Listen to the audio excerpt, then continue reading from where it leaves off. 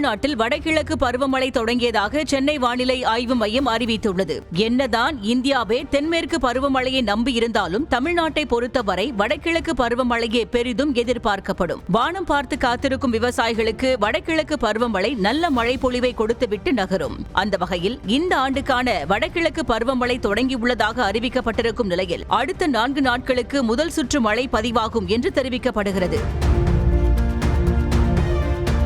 நடப்பு ஆண்டுக்கான பருவமழையை பொறுத்தவரை சென்னை முதல் நாகை வரை வட கடலோர மற்றும் டெல்டா மாவட்டங்களில் புயல் மழை பெய்யும் என்று தெரிவிக்கப்படுகிறது. அதே நேரத்தில் தமிழகத்தின் உள் மாவட்டங்களில் இயல்பை விட அதிக அளவில் மழை பொழிவு பதிவாகும் என்றும் தெரிவிக்கப்படுகிறது. இதில் கடலோர மாவட்டங்களில் புயல் மழை உறுதி என்பதால் கடலோர மாவட்டங்களைச் சேர்ந்த மக்கள் முன்னெச்சரிக்கையாக இருக்க வேண்டியது அவசியம்.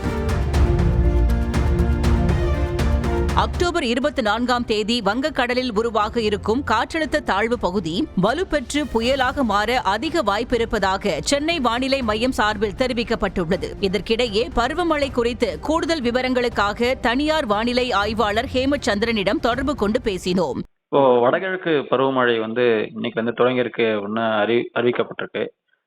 இந்த ஆண்டு தமிழகத்துக்கு மழை பொழிவு எப்படி இருக்கும்னு எதிர்பார்க்கலாம்? இயல்பா வடகிழக்கு பருவமழை காலத்துல அக்டோபர், நவம்பர், டிசம்பர் ஆகிய 3 மாதங்கள்ல 44 சென்டிமீட்டர் அளவிற்கு சராசரியா தமிழகத்துல மழைப்பொழிவு பதிவாகும். இந்த ஆண்டை பொறுத்தளவுக்கு நம்ம 60 சென்டிமீட்டருக்கு மேல மழைப்பொழிவு எதிர்பார்க்கலாம். அப்படின்னு பார்க்கும்போது இயல்புக்கு அதிகமான மழைப்பொழிவை இந்த ஆண்டு எதிர்பார்க்கலாம். ஓகே. இப்போ சென்னை வழக்கமா நம்ம சென்னை ரொம்ப கவனிப்போம். ஒவ்வொரு மழைக்காலங்களையும் சென்னை ரொம்ப பாதிக்கப்படும். இப்போ சென்னைக்கான மழைப்பொழிவு எப்படி ப்ரோ இருக்கும்? ஒட்டுமொத்த தமிழகத்துக்குமே இயல்புக்கு சற்று கூடுதல் மழைப்பொழிவு அப்படிங்கிறது எதிர்பார்க்கப்படுது.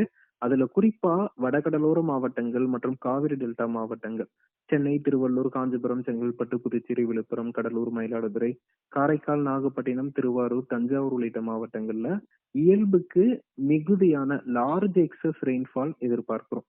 அதே மாதிரி நமக்கு தாழ்வு மண்டலம், புயல் போன்ற அமைப்புகளால மழைப்பொழிவும் இந்த குறிப்பிட்ட பகுதிகளில் எதிர்பார்க்கப்படுது. இது மட்டும் அல்லாம தென் மாவட்டங்கள், மேற்கு மாவட்டங்கள், உள் மாவட்டங்கள்னு அனைத்து பகுதிகளுக்குமே இந்த ஆண்டு பருவமழை நல்ல மழைப்பொழிவு கொடுக்கும். அனைத்து விதமான நீர்நிலைகளையும் நிரம்பும் அளவிற்கு மழைப்பொழிவு கொடுக்கும்னு எதிர்பார்க்கலாம். இப்போ நீங்க புயல் மழையெல்லாம் வரும்னு சொல்லியிருந்தீங்க. வானிலை ஆய்வு மையத்துல இருந்துமே சொல்லியிருந்தாங்க 24ஆம் தேதி ஒரு காற்றழுத்த தாழ்வு பகுதி உருவாகும் அப்படின்ட்டு. அப்ப இந்த சீசன்ல ஒட்டுமொத்தமா புயல்கள், இந்த காற்றழுத்த தாழ்வு மண்டலங்கள் இதுக்கான சீசன்ஸ் எப்படி இருக்கு? இந்த ஆண்டு பொறுத்தளவுக்கு நம்ம மொத்தமா பார்த்தோம்னா தற்போது வடகிழக்கு பருவமழை தொடங்கி இருக்கு. இது அடுத்த ஒரு 2-3 நாட்களுக்கு நீடிக்கும் அப்படின்னு எதிர்பார்க்கப்படுது. குறிப்பா அக்டோபர் 18ஆம் தேதி இரவு வரைக்குமே இந்த பருவமழையின் சுற்று நீடிக்கும்னு எதிர்பார்க்கப்படுது. இந்த சுற்றுல பார்த்தோம்னா அரபிக்கடல்ல தான் தாழ்வு பகுதி உருவாகுது. அதனை தொடர்ந்து அடுத்து வரக்கூடிய நாட்கள்ல கிட்டத்தட்ட மேலும் 5 சுற்று மழைப்பொழிவை நம்ம எதிர்பார்க்கலாம். அதாவது மேலும் 5 தாழ்வு பகுதிகள் உருவாவதற்கான சாத்தியக்கூறுகள் இருக்கு.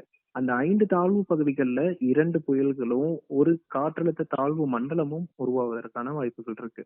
அப்படி பார்த்தா ஒரு 3 புயல் சின்னங்கள், 2 புயல், ஒரு காற்றழுத்த தாழ்வு மண்டலம், 3 வலுவான சலனங்கள் இந்த ஆண்டு உருவாவதற்கு சாத்தியக்கூறுகள் இருக்கு. கண்டிப்பா ப்ரோ. விரிவான பார்வைக்கு நன்றி. வானிலை நிலவரம் குறித்து உடனடி தகவல்களை தெரிந்து கொள்ள நியூஸ் தமிழ் செய்தியோடு எப்போதும் இணைந்திருங்கள்.